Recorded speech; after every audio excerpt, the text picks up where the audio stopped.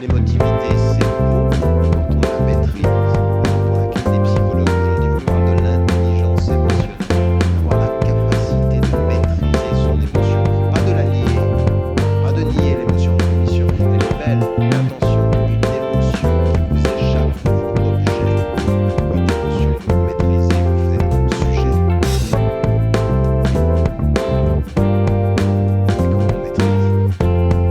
Le travail de la spiritualité, le travail de tout cette éducation. La spiritualité, c'est l'émotion éduquée. Oui, c'est cette émotion qu'on éduque. Et donc là, il faut qu'on se réconcilie avec ça. Pourquoi?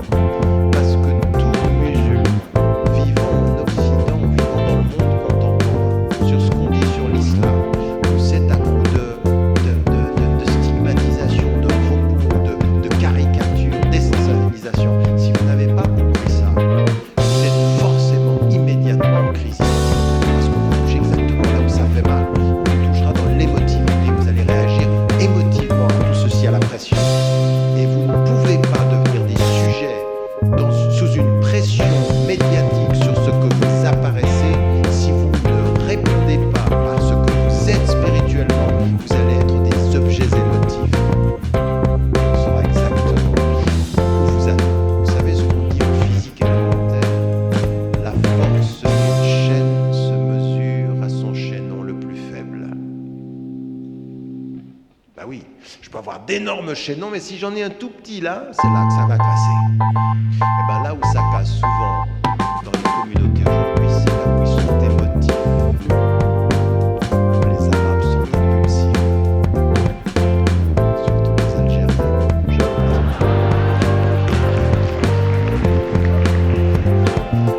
Non, c'est pas vrai. Ah non, non, c'est pas vrai. Les Tunisiens, c'est pas mal non. Et les Marocains, pas mal aussi. Les Égyptiens sont zen. Non, vous voyez, c'est ce que je disais. Vous venez de confirmer ce que je disais. Vous êtes sans doute algérienne. Enfin, ah, zéro. Donc, non, revenons, soyons sérieux, c'est un sujet très sérieux. Ce que je voulais dire, sans émoustiller mon patriotisme respectif.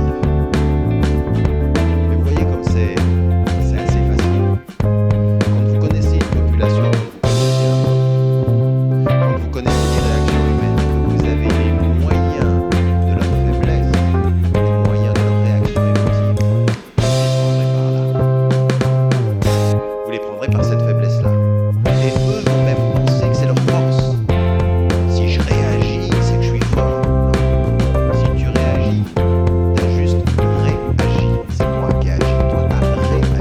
C'est moi la force, toi, t'es la faiblesse. Vous m'avez suivi là? Toute réaction émotive est réaction. C'est l'action de celui qui est plus faible que celui qui a agi. Raison pour laquelle il faut transformer la réaction émotive en action spirituelle, c'est-à-dire avoir la vue plus longue. Vous l'avez où ceci? Dans le Coran. وعباد الرحمن الذين يمشون على الأرض هونا وإذا خاطبهم الجاهلون قالوا سلاما. Mais pourquoi est-ce que ceux qui marchent légèrement sur la terre, quand on les attaque, ils ne se soumettent pas à l'attaque de l'ignorant, ils disent paix? C'est eux qui décident. Toi, tu me dis toutes les insultes du monde, moi je te dis paix. Mon action dépasse ton action. C'est moi qui ai décidé. Mais pourquoi vous êtes comme ça? وَالَّذِينَ يَبِيتُونَ لِرَبِّهِمْ سُجَّدًا وَقِيَامًا. C'est parce que ceux-là, quand toi tu y es pas, ils se réveillent la nuit, ils cherchent la force en eux. Ils prient la nuit, ils sont réveillés la nuit parce que c'est ce qui leur donne la force. En fait, toi tu m'atteins à la surface, j'ai cherché la force ailleurs. La force de mon action, elle n'est pas à la surface des mots, elle est dans la force de mon cœur. Mon cœur est ma force, tes mots ne seront jamais ma faiblesse. Vous me suivez? Non, oh là là, il n'y a pas un applaudissement, c'est interdit. Haram.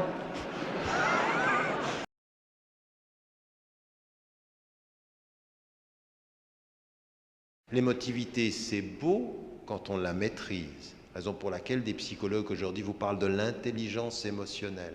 Avoir la capacité de maîtriser son émotion, pas de la nier. Pas de nier l'émotion. Non, l'émotion, elle est belle, mais attention, une émotion qui vous échappe vous rend objet. Une émotion que vous maîtrisez vous fait sujet. Oui? Et comment on maîtrise? Le travail de la spiritualité, le travail de toute cette éducation. La spiritualité, c'est l'émotion éduquée. Oui, c'est cette émotion qu'on éduque. Et donc là, il faut qu'on se réconcilie avec ça. Pourquoi? Parce que tout musulman vivant en Occident ou vivant dans le monde contemporain, sur ce qu'on dit sur l'islam, où c'est à coup de stigmatisation, de propos, de caricatures, d'essentialisation, si vous n'avez pas compris ça, vous êtes forcément immédiatement en crise identitaire, parce qu'on vous touche exactement là où ça fait mal. On vous touchera dans l'émotivité, vous allez réagir émotivement à tout ceci, à la pression.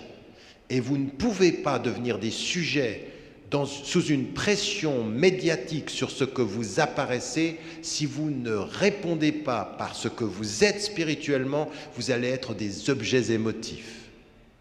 Et on saura exactement où vous atteindre. Vous savez ce qu'on dit en physique élémentaire?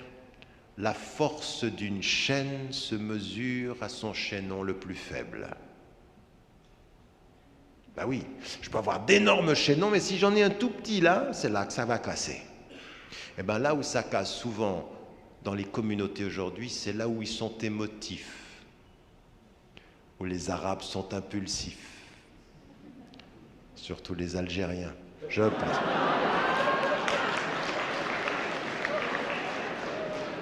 Non, c'est pas vrai. Ah non, non, c'est pas vrai. Les Tunisiens, c'est pas mal non plus. Et les Marocains, pas mal aussi. Les Égyptiens sont zen.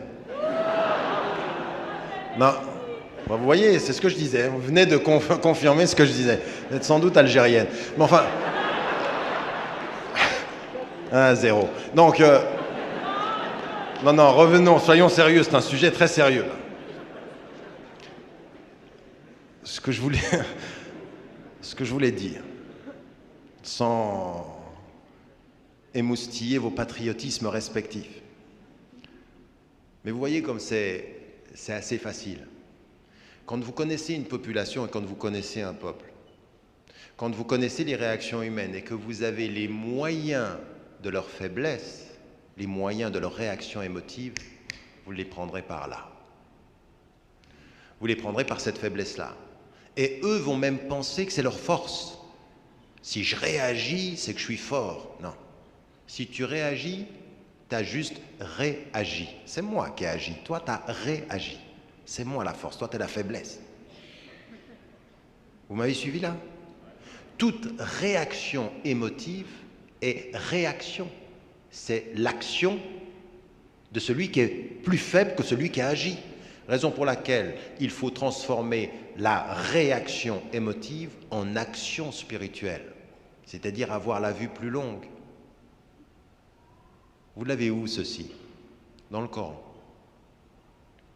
وَعِبَادُ الرَّحْمَنِ الَّذِينَ يَمْشُونَ عَلَى الْأَرْضِ هَوْنًا وَإِذَا خَاطَبَهُمُ الْجَاهِلُونَ قَالُوا سَلَامًا.